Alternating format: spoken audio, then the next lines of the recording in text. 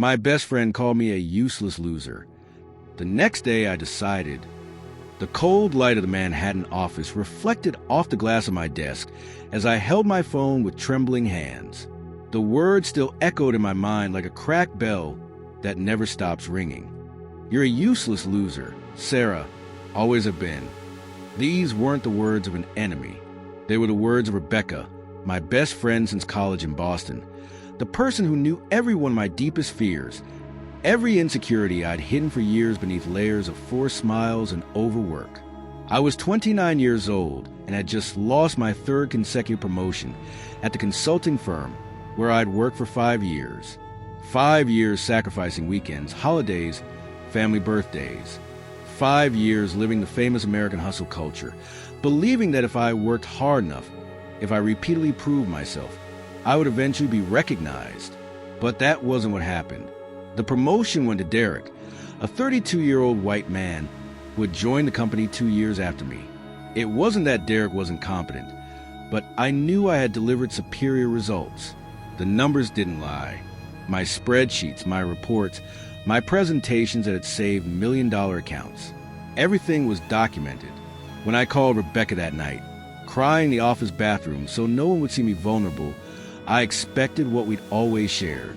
Empathy, understanding, that verbal hug only a true friend can give. Instead, I received pure venom. Sarah, you need to stop playing the victim. Maybe you didn't get promoted because you're truly not good enough. Have you thought about that? You're a useless loser who complains instead of actually working. I'm tired of pretending you have potential. I hung up the phone. I sat in that cold corporate bathroom stall, the smell of industrial cleaning products burning my nostrils for nearly 40 minutes. Something inside me broke in that moment, but not in the way you imagine. It wasn't a break that destroyed me. It was a break that made room for something new to grow. That night, I drove to my small apartment in Queens, a place I barely saw because I lived in the office. I sat on the floor of the empty living room without turning on the lights, and for the first time in years, I was completely still. No Netflix to distract me, no endless Instagram scroll, no work messages to respond to. Just me and the deafening silence of my own mind. And it was in that silence that I found something I didn't know I was looking for. I remembered a book my grandmother, an Italian immigrant who had raised 5 children alone in New York in the 1960s, used to keep on her nightstand. It was a worn edition of Marcus Aurelius's Meditations. She barely spoke English, but that book was her treasure. When I was 12 and crying because other children made fun of my accent and my thrift store clothes, she would open those yellowed pages and read aloud, translating in her own way. Sarah, little one, people will say things. The world will be cruel, but you don't control the world. You control only this. And she would touch my forehead, then my heart. I didn't understand it then, but that night, on the cold floor of my empty apartment, I understood everything. The next day, I woke up at 5 in the morning, not out of obligation or the anxiety that made me jump out of bed in panic over deadlines. I woke up because I made a decision. I decided that Rebecca had unknowingly given me the greatest gift anyone could give. She had ripped away the mask I wore and exposed the raw truth. I was living like a puppet, letting external opinions, corporate validation, and fabricated success metrics control my every move. I had given my power away to a system never designed to serve me. I opened my laptop and, instead of checking emails, I started researching. I read about Stoicism, about Epictetus, a former slave who became one of Rome's greatest philosophers. It is not events that disturb people, but their judgments about events. That phrase resonated differently. Rebecca had no power over me. The lost promotions had no power over me. What did have power was a narrative I chose to construct around those experiences. Over the next few days, I began an experiment. Every time I felt anger, frustration, or that desperate urge to prove my worth to people who clearly didn't value me, I stopped, I breathed, and I asked myself, what's in my control right now? The answer was always the same: my reaction, my choice of where to put my energy, my decision about what these experiences would mean for my story. I kept working, But I completely changed my approach. I stopped seeking validation. I stopped working myself to exhaustion to impress people who would never be satisfied. I started working with excellence because it was important to me, not because I needed to prove something. The difference seems subtle, but it's monumental. When you work for external validation, you're always at the mercy of others. When you work from a place of personal integrity, you become unstoppable because nothing external can shake your foundation. 3 months after that fateful call, something interesting happened. My manager, the same one who passed me up for promotion 3 times, called me into his office. I expected criticism, maybe even dismissal for having lost the hunger they so valued. Instead, he said, "Sarah, I don't know what's changed in you, but your performance is on another level. Not just the numbers, which have always been good, but your presence. You're leading meetings differently. You're making decisions with a confidence that's frankly scary." What happened? I smiled, not the forced smile of someone trying to please, but the genuine smile of someone who finally understands the game. I stopped playing the wrong game. I replied. He looked confused, but nodded. 2 weeks later, I got the promotion. But here's the twist no one expected. I turned it down. Yes, you read that right. I turned down the promotion I had fought and suffered for years. Because in those 3 months of stoic practice, of regaining my inner power, I realized something fundamental. I didn't want that life. I didn't want to spend another 5, 10, 20 years of my life in a corporate office, climbing a mountain that others define as important. I wanted to build something of my own, something that reflected my values, not the values of a system that measures success in titles and salaries. I used my savings and 3 credit cards to start my own consulting firm. For the first 6 months, I lived on ramen and black coffee. There were nights when I questioned everything, when Rebecca's voice echoed mockingly, "Useless loser." But each time that voice appeared, I practiced the stoic exercise. Is this within my control? No. Then why give it energy? I focused on what I could control: my work ethic, the quality of my service, the way I treated customers, my ability to learn and adapt. Each failure, and there were many, was simply data, information to help me adjust my course. It wasn't a judgment on my worth as a human being. 18 months after leaving the company, my consultancy was earning more than my previous salary. I had a small team of 5, all women who, like me, had been left behind in toxic corporate environments. We created a different culture, based on excellence, yes, but also on humanity, on recognizing that we are complete human beings, not just productive resources. And Rebecca, 6 months after that call, she texted me. A simple sorry, followed by 3 paragraphs explaining that she was going through her own problems, that she projected her frustrations onto me, that it wasn't an excuse but her truth. I read it, I breathed, and I responded sincerely. "Thank you for setting me free." Because it was true. Her cruel words were the push I needed to wake up from a life I'd been living on autopilot. Stoicism teaches that our enemies are our greatest teachers because they force us to develop virtues that ease would never cultivate. Patience, resilience, self-control. Rebecca wasn't my enemy, but her words served as the shock my system needed. In American culture, we're taught to seek comfort, avoid pain, and eliminate conflict. But real growth comes from discomfort. It comes from facing hard truths and consciously choosing how we respond to them. Today, when I coach young professionals, especially women and people from marginalized groups who face systemic barriers in corporate America, I share this story. Not to say that discrimination isn't real or that having a positive mindset is enough to overcome unjust structures, but to teach that within these imperfect structures, we still have power. The power to choose our meaning. The power to decide when to fight within the system and when to build something new outside it. The power to turn poison into medicine. Stoic philosophy developed during one of the most brutal and unjust periods in human history. Slaves like Epictetus, emperors like Marcus Aurelius, exiles like Seneca, all faced circumstances they didn't choose, often profoundly unjust. And yet, they all came to the same revolutionary conclusion.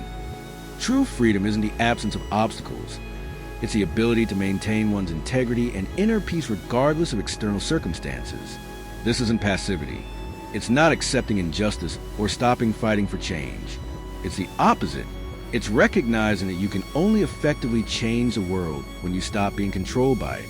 When your actions come from a place of inner strength, not emotional reaction or a desperate search for validation. When you understand that your worth isn't determined by titles, salaries, other people's opinions, or metrics of success fabricated by society that doesn't always have your best interests at heart. America sells a specific dream. Work hard, climb the ladder, accumulate status symbols, prove your worth through external achievements. And for many, this path works and brings genuine satisfaction. But for others, especially those facing systemic barriers, this dream can become a nightmare of exhaustion and disillusionment. Stoicism offers an alternative, not an easier path, but a more sustainable one, a path where your worth is intrinsic, not earned, where success is defined by integrity and personal growth, not external validation. 3 years after that call with Rebecca, my consulting business grew exponentially. I was invited to speak at an entrepreneurship conference in San Francisco. Halfway through my presentation, talking about resilience and self-mastery, I saw a familiar face in the audience. Rebecca. After the talk, she approached me. There were tears in her eyes. "Sarah, I've watched your journey on social media. I've seen what you've built. And I have to tell you, that day when I said those horrible things, I was envious of your courage to keep trying when I had already given up on myself. I projected my self-hatred onto you, and you turned it into something beautiful." I hugged her, not because what she did was right, not because the pain she caused was erased, but because Stoicism also teaches compassion. It teaches that hurt people hurt people. It teaches that holding on to resentment is like drinking poison, hoping the other person will die. Rebecca was fighting her own battles, facing her own demons. Her cruel words were about her, not me, and recognizing that isn't weakness. It's freedom. Today, Rebecca and I aren't the best friends we once were. Some bridges, once burned, become ashes that fertilize new soil rather than being rebuilt in the same form. But we are allies. She, too, left the toxic corporate environment and is forging her own path. And there's something beautiful in knowing that that devastating moment, that connection that could have destroyed me, ended up being a catalyst for transformation in both of our lives. The most profound lesson I learned wasn't about success or failure in traditional terms. It was about power. True power isn't about controlling others, circumstances, or outcomes. True power lies in controlling yourself, your reactions, your interpretations, your inner peace. Marcus Aurelius wrote, "You have power over your mind, not over external events. Realize this, and you'll find strength." In a culture obsessed with external control, this wisdom is revolutionary. When you understand that no one can make you feel inferior without your consent, when you realize that other people's opinions are just that, opinions with no intrinsic power over your reality, you become unshakable. Not in the sense of arrogance or emotional invulnerability, but in the sense of being deeply rooted in your values and identity. Storms will come. People will say cruel things. Unjust systems will create barriers. But you remain steadfast because your foundation is internal, not external. This is the essence of Stoic wisdom applied to modern American life. It's not about denying emotions or becoming a stoic, emotionless robot. It's about feeling deeply, but not being controlled by those feelings. It's about recognizing injustices and fighting them, but not allowing them to steal your peace or define your identity. It's about building a meaningful life on your own terms, regardless of what the world tells you should be or do.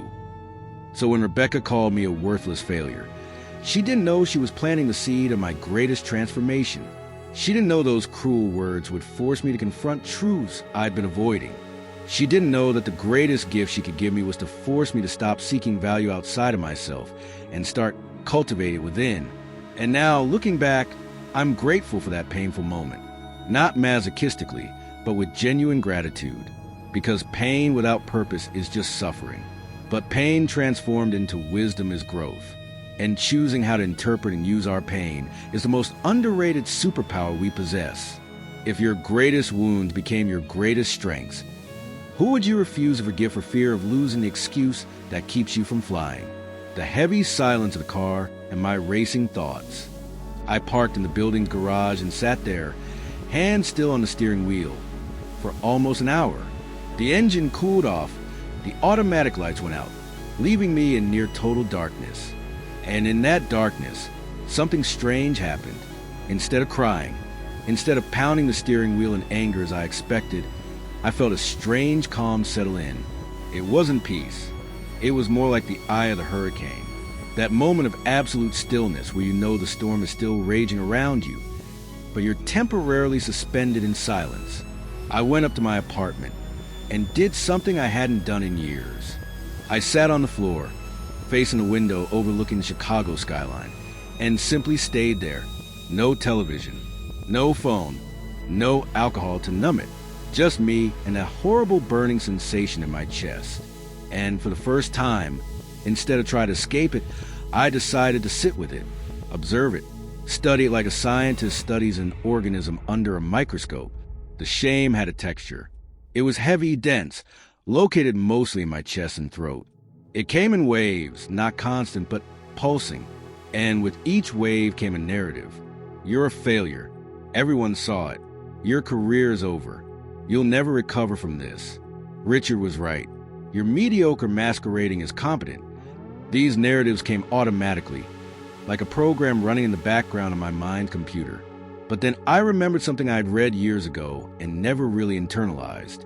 Epictetus, the Stoic philosopher who spent the first half of his life as a slave in Rome, said that it's not events that disturb us, but our judgments about them. Sitting there on that cold floor, that sentence finally made visceral sense. Richard had publicly humiliated me. That was a fact. 200 people had witnessed it. That was a fact, too. But everything beyond that, my interpretation that this meant I was a failure, that my career was over, that he was right about me, these were all judgments. Stories I was telling about the facts. And stories can be rewritten. I spent that entire night awake, not in agony, but in deep contemplation. I made a list, old school, pen and paper. On one side, I wrote down everything that was within my control. On the other, everything that wasn't. It wasn't within my control. Richard's actions, the opinions of the 200 people in the room, what would happen to my reputation at the company, whether or not I would be fired, what people would say about me in the hallways. The list of what I couldn't control was long and daunting. But then I looked at the other side. What was within my control? How I interpreted this event? What meaning I chose to give it, my actions from now on, where I focus my energy, whether I would let it destroy me or rebuild me. The next day was Friday. I woke at 5 in the morning after only 2 hours of fragmented sleep. My body was exhausted, but my mind was strangely clear. I went to work, not because I had to, but because I decided I would control my narrative, not escape it. I arrived at the office and immediately felt the atmospheric shift. Conversation stopped. People looked away. Someone even changed direction in the hallway to avoid me. It was like having a contagious but invisible disease, the disease of public failure. I sat at my desk and opened my email, 53 unread messages. I went through them methodically. Some were about regular work. Others, and these were interesting, were from colleagues who were at the presentation. Most were the kind of empty corporate message. Marcus, interesting presentation, let's talk soon. But 3 messages were different. One from Jennifer, a manager from another department whom I only knew superficially. Marcus, what happened yesterday was completely inappropriate and unprofessional on Richard's part. Your data was solid. Can we talk? Another from a junior analyst named David. Man, I was shocked by how you were treated. I just want to say I work with your project data, and it's legitimate. Don't let this get you down. And a third from someone in HR who didn't fully identify themselves but made it clear. Documentation is your friend. Consider your options. These 3 messages did something crucial. They broke the monolithic narrative that was forming in my head that everyone agrees I'm a failure. No, everyone didn't agree. Rational people who saw the data knew Richard was wrong. And more importantly, Richard had crossed a clear line. Publicly humiliating a subordinate in front of a large audience wasn't just cruel, it was potentially a violation of corporate hostile work environment policies. But here's where Stoic philosophy became practical, not just theoretical. I could easily have fallen into the revenge narrative, sue the company, expose Richard on social media, launch a campaign to destroy his reputation as he tried to destroy mine. The anger was there, simmering just below the surface. And American culture loves a revenge story. It loves it when the wronged rise up and destroy the villain. But Seneca, another Stoic, wrote something that resonated deeply in that moment. The best revenge is not to be like your enemy. If I reacted with the same cruelty, the same lack of professionalism, the same desire to publicly humiliate, I would become exactly what I despised. More importantly, I would be giving Richard continued power over me. I would be letting his actions dictate mine. I would be living in reaction, not conscious action. The Stoics had a word for this: apraxia, the paralysis that comes from being controlled by external forces rather than internal principles. So I made a different decision. I spent the entire weekend, every 2 days, doing something meticulous. I reviewed every piece of data for my project, every spreadsheet, every analysis, every assumption, not to prove Richard wrong, but to prove the objective truth to myself. And the truth was clear. The numbers were solid. The methodology was rigorous. The conclusions were well-founded. Were there any areas that could be improved? Of course. Every project has them. But fundamentally, the work was excellent. Not perfect, but excellent. And acknowledging this wasn't arrogance. It was simply honesty. Monday arrived, the third day after the humiliation. I woke up with a clarity I hadn't felt in years. I had breakfast, normal, nothing special. I put on my gray suit, the same one I wore every Monday. I drove to the office, listening to a podcast about ancient philosophy. And when I arrived, instead of going straight to my desk, I went to Richard's office. I knocked on the door. He looked surprised to see me. He probably expected me to have quit or to be hiding in shame. "We need to talk," I said, my voice calm but firm. I walked in and closed the door. I placed a folder on his desk. "Richard, I spent the weekend reviewing the entire project you publicly criticized on Friday. Here's all the documentation, raw data, methodology, peer reviews from 3 other senior analysts who validated the work. You're welcome to review it with the internal audit department." He started to speak, but I raised my hand. "I'm not finished yet. What you did on Friday was professionally inappropriate. I have it documented, including emails from multiple people who witnessed and agree. I could take this to HR. I could make a legal issue out of it, but I won't." Richard looked simultaneously relieved and confused.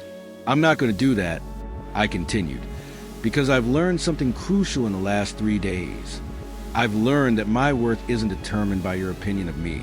I've learned that I can sit with extreme discomfort and deep shame without being destroyed by them. I've learned that I have a choice about how I respond to injustice, and I choose to respond with integrity." I looked him straight in the eye. "But I've also learned that I no longer need to work in an environment where leadership operates through public humiliation. So I'm giving you my 2 weeks notice today.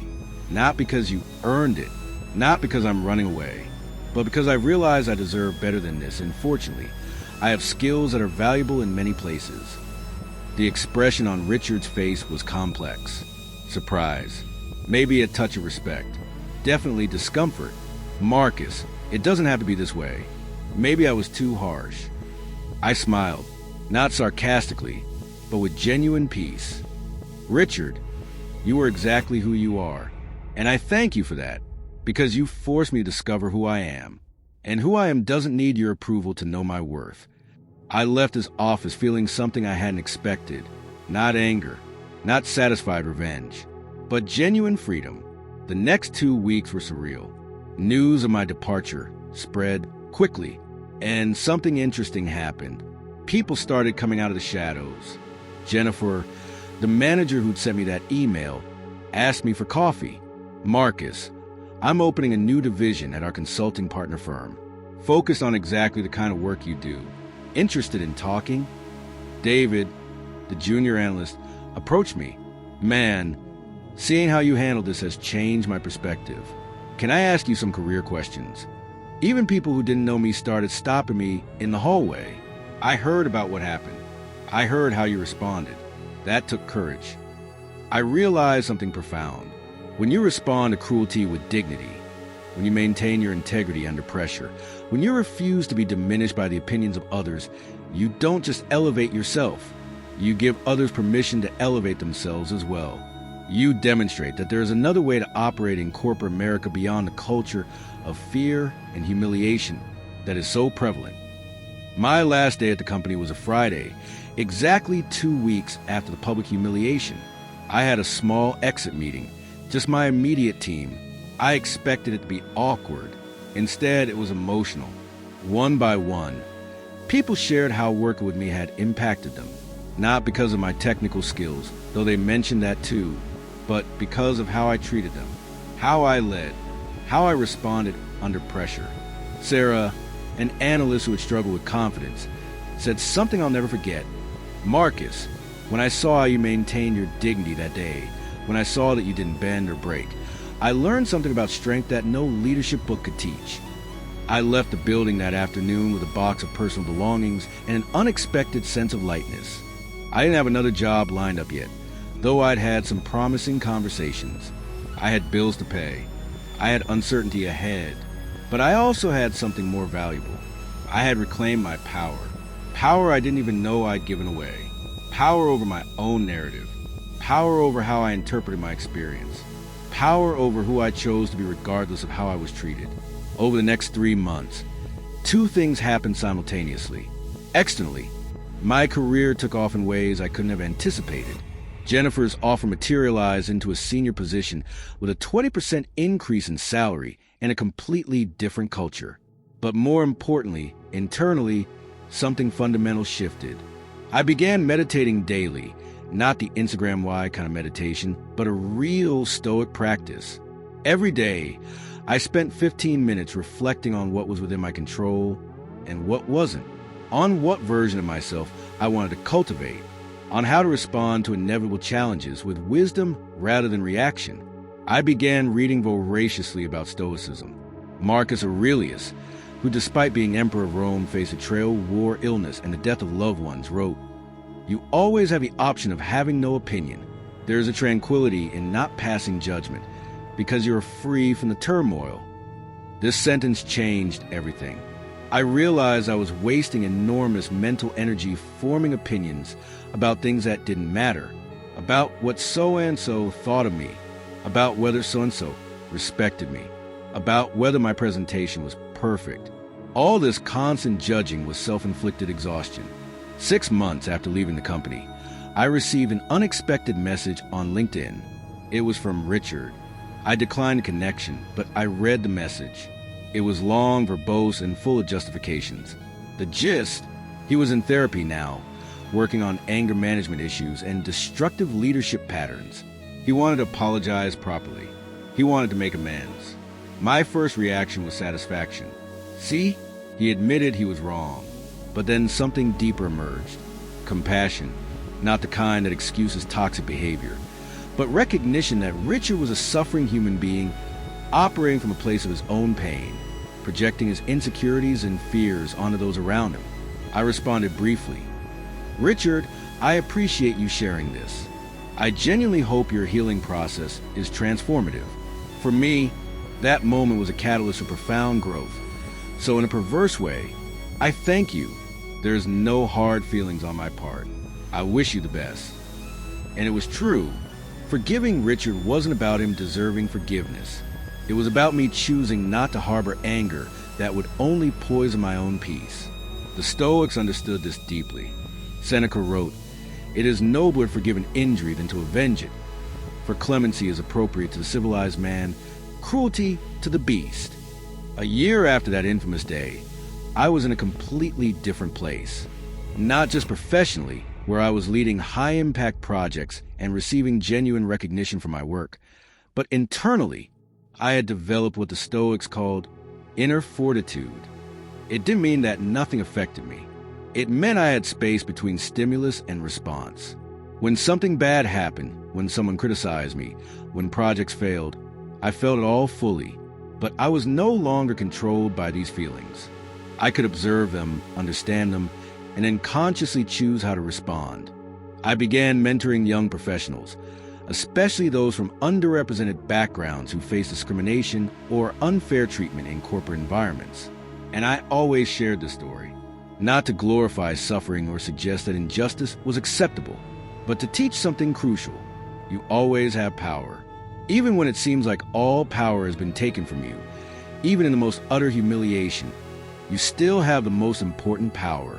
The power over your mind, the power over your meaning, the power over who you choose to become in response to what happens to you.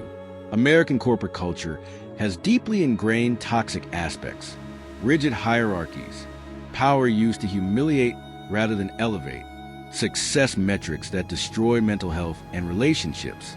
These are systemic realities that need to change. But while we work towards systemic change, which may take generations, we still need to live our lives now. We still need to find ways to maintain our humanity, dignity, and inner peace within imperfect and sometimes cruel systems.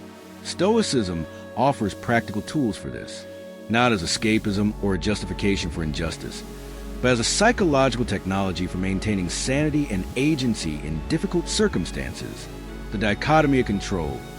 Focus only on what you can control. The bird's eye view. See your circumstances from a broader perspective.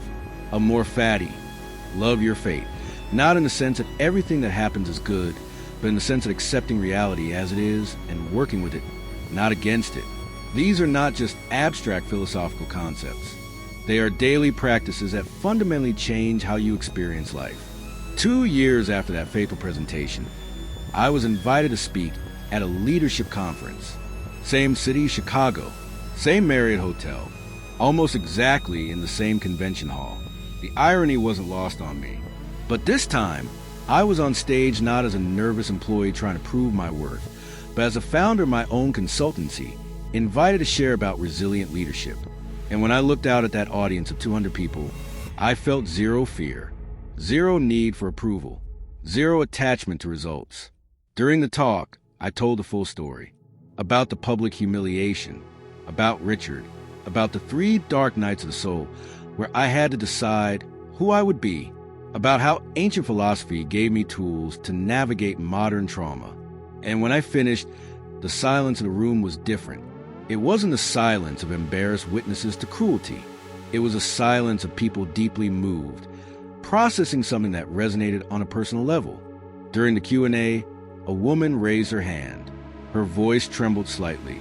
"Marcus, how did you find the strength not to retaliate? Not to destroy Richard when you clearly could have?" I thought carefully before answering. It wasn't about strength in the traditional sense. It was about clarity. I realized that destroying Richard wouldn't rebuild me, that revenge is temporary satisfaction that steals permanent peace. And most importantly, I realized that Richard had no power over my worth. He only had power over my job at that particular company. My worth as a person, as a professional, as a human being, that was and always has been within my control. Another man asked, "But you didn't feel anger? Isn't it human to feel anger?" I smiled. I felt absolute anger. Fury, really. But the Stoics don't say not to feel emotions. They say not to be controlled by them. I felt anger fully. I let it wash over me like a wave. I observed it. I understood where it was coming from. And then I consciously chose action based on values, not reaction based on emotion. That's the crucial difference. After the talk, nearly 50 people stopped me to share their own stories. Humiliation suffered, injustices faced, moments where they were diminished and had to choose how to respond. And in each story, I saw the same pattern. The people who transformed pain into growth weren't those who never felt pain or were magically immune. They were those who consciously chose the meaning they gave to pain, who refused to let the cruelty of others define their self-worth, who understood that true strength isn't about never breaking, but about breaking and consciously choosing how to rebuild. A young woman, no older than 24, stayed until the end. Everyone else had already left. She had tears in her eyes. My manager did something similar to me last week, in front of the entire team. He called me incompetent, questioned why I was hired. I was thinking about giving up on everything. Giving up on this career, maybe giving up on myself. She paused, wiping away tears. But listening to you today, you gave me hope.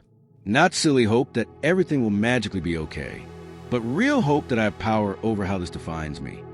I hugged her, and in that moment, everything made sense. All the pain I'd been through, all the dark night, all the humiliation, everything served a purpose.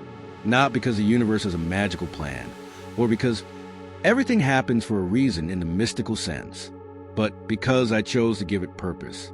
I chose to transform my wound into wisdom that could help others. I chose to use my experience not as an excuse for bitterness, but as fuel for compassion.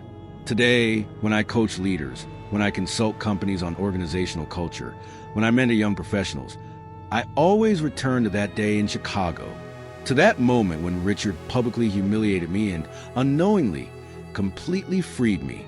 He freed me from the prison of seeking external validation. He freed me from the illusion that my worth was tied to the opinions of others. He freed me to discover who I truly was when all the masks were ripped away. The Stoics had a concept called amor fati, love of fate. It doesn't mean loving everything that happens in the sense that everything is good. It means deeply accepting that what happened happened and is real, and now you have a choice about what to do with it. I don't love that I was humiliated, but I love who I became through the conscious choice to transform that experience. I love the clarity I gained. I love the inner strength I developed. I love the compassion I cultivated, both for myself and for others who suffer. And Richard, I heard through a professional network that he eventually left that company too, that his pattern of toxic leadership finally caught up with him when multiple people formally complained. Part of me feels satisfaction in this, the human part that still carries a wound. But the larger part, the part that's grown through this experience, feels genuine compassion, because I recognize that people who hurt others are operating from a place of deep pain of their own. This doesn't excuse the behavior. It doesn't make it acceptable, but it humanizes. And humanizing isn't weakness. It's the only way. What if the person who hurt you the most was just forcing you to stop looking for validation in the wrong place and start building value in the only place that truly matters, within yourself? Have you ever had a moment that felt like the end, but was actually just the beginning of something bigger? What cruel words or painful failures are waiting to be transformed into your greatest wisdom? Share your story in the comments, and let's build a community of people who transform poison into medicine, pain into power, and obstacles into opportunities. Because in the end, we are not defined by what happens to us, but by what we choose to do with it. So answer me with brutal, unfiltered, unapologetic honesty. Who in your life is taking up free rent space in your head right now? Which boss, which colleague, which friend, which family member has power over how you feel about yourself? And the scariest question of all, if you woke up tomorrow and discovered that this person's opinion of you literally didn't matter, absolutely nothing, who would you become? Because here's the truth no one wants to admit. You already know who you could be. You already feel that potential pulsing beneath all the layers of fear, doubt, and need for approval. The only thing standing between you and that version is a decision to stop handing over your power to people who never asked for this responsibility and frankly don't deserve this privilege. Write in the comments now. I take back my power today. Not tomorrow. Not on Monday when motivation strikes. Today. And then tell me, when was the last time someone humiliated you, belittled you, made you feel small, and you accepted it as truth instead of recognizing it as a projection of their pain? Share your story. Because your story, even if you don't know it yet, is exactly what someone needs to hear today to understand that they are not alone, that pain is not destiny, and that humiliation can be the beginning of your greatest transformation if you have the courage to consciously choose who will be on the other side of it. And if you're thinking, but Marcus, you don't understand my situation. My case is different, more complicated, and more painful. You're absolutely right. Your case is different. Your pain is unique.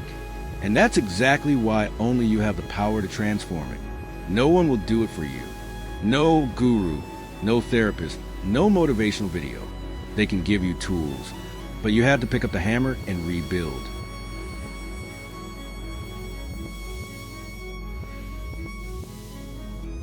So, last question. What are you waiting for? Permission? You just received it. Perfect timing? It doesn't exist. Being ready? No one is. The difference between people who transform pain into power and people who carry pain as their identity isn't talent, luck, or circumstance. It's decision. A simple, terrifying, completely your decision. From today on, I control the meaning of my story. No one else does. Here we go. Right? I take back my power in the comments and tell me which person or situation you're finally ready to free. Let's create a chain of people choosing freedom over victimhood, power over passivity, transformation over stagnation. Your story could be just a catalyst someone needs today to take the first step.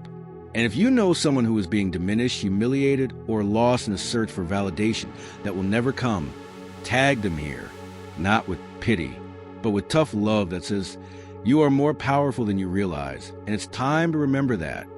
The time is now. The power has always been yours. The only question remaining is, what will you do with it?